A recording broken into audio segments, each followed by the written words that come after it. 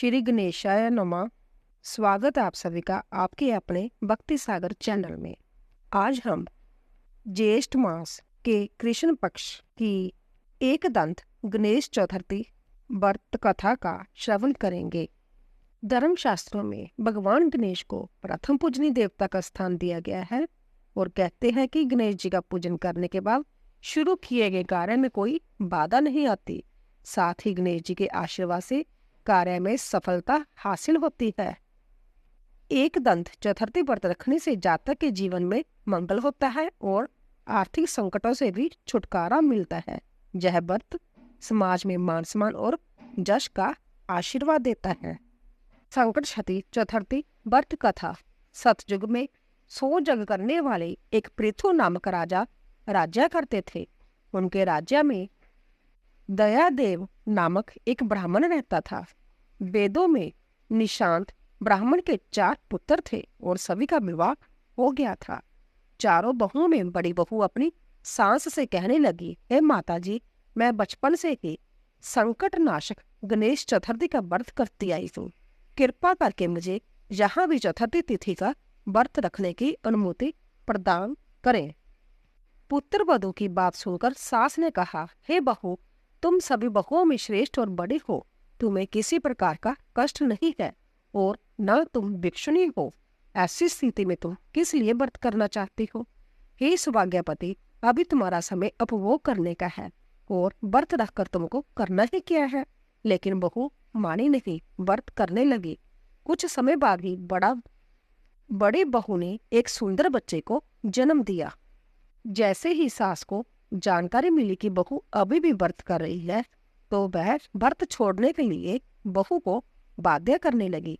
ऐसा करने से गणेश जी नाराज हो गए। कुछ समय बाद बड़े पुत्र के बेटे का विवाह तय हो गया। विवाह के दिन वर का अपहरण हो गया। इस अनहोनी घटना से शादी के मंडप में खलबली मच गई। सभी लोग व्याकुल होकर कहने लगे, लड़का कहाँ गया? किसने अपहरण कर लिया?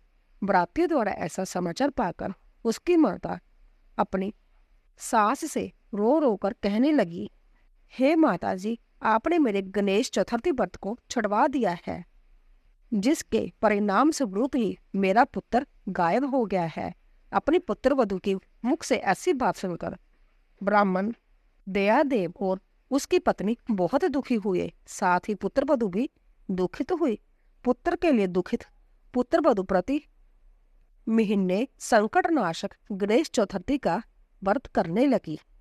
एक समय की बात है कि गणेश जी एक वेद ज्ञानी और दुर्बल ब्राह्मण का रूप धारण करके भिक्षा के लिए इस मधुरभाषिण बहू के घर आए। ब्राह्मण ने कहा कि हे बेटी, मुझे भिक्षा स्वरूप इतना भोजन दो कि मेरी क्षुधा शांत हो जाए। उस ब्राह्मण की बात सुनकर उस पुत्र वधू ने उस ब्राह्मण का विधिवत पूजन किया।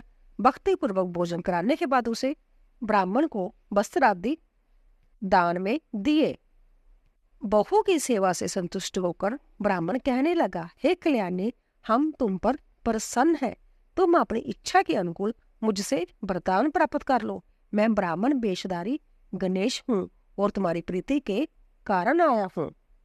ब्राह्मण की बात सुनकर बहू हाथ जोड़कर निवेदन करने लगी, हे विघ्नेश्वर, अगर आप मुझ पर प्रसन्न है तो मुझे मेरे पुत्र के दर्शन करा दीजिए। बहू की बात सुनकर गणेश जी ने उससे कहा कि हे सुंदर विचार वाली, जो तुम चाहती हो वही होगा। तुम्हारा पुत्र शीघ्र ही आवेगा। बहू को इस प्रकार का वरदान देकर गणेश जी वही अंतर्धान हो गई। कुछ समय के बाद उसका पुत्र घर वापिस आ गया। सभी बहुत प्रसन्न हुए। विधि अनुसार विवाह कार्य संपन्न किया गया। इस प्रकार ज्येष्ठ मास की चौथ सभी कामनाओं को पूर्ण करने वाली होती है। बोलो भगवान गणेश महाराज की जय। तो दोस्तों, अगर आपको हमारी कथा पसंद आई हो, प्लीज जाने से पहले चैनल को सब्सक्राइब कीजिए, लाइक कीजिए और शेयर कीजिए। आप सभी का धन्यवाद।